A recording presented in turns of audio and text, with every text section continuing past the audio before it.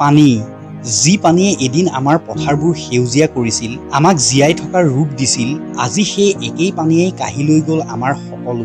ক্ষন্তেকৰ ভিতৰতে নিচিন্ন হৈ গ'ল ইমান দিনে মৰমেৰে গঢ়ি তোলা ঘৰখন। ডুবি গ'ল কাৰোবাৰ শৈশৱৰ স্মৃতি, কাৰোবাৰ সমগ্ৰ জীৱনৰ কষ্টৰ উপাৰ্জন। এতিয়া চাৰিওফালে কেৱল পানী আৰু পানী, আৰু তাৰ মাজতেই উটি ফুৰিছে আমাৰ সপোনবোৰ। ঘৰ বাৰী আকৌ হয়তো সাজিব পৰা যাব, কিন্তু যিসকল আপোন মানুহক বানৰ সংহাৰে আমাৰ মাজৰ পৰা চিৰদিনলৈ কাঢ়ি লৈ গ'ল, তেওঁলোকক আমি ক'ত বিচাৰি পাম? সৰ্বশান্ত হৈ পৰা দুচকুৰ পানীখিনিয়েও আজি যেন ভাষা হেৰুৱাই পেলাইছে। ধুমুহাই আমাক ভাঙি পেলাব পাৰে, কিন্তু শেষ কৰিব নোৱাৰে। এই ধ্বংসস্তূপৰ মাজতো আমি আকৌ থিয় হ'ব লাগিব।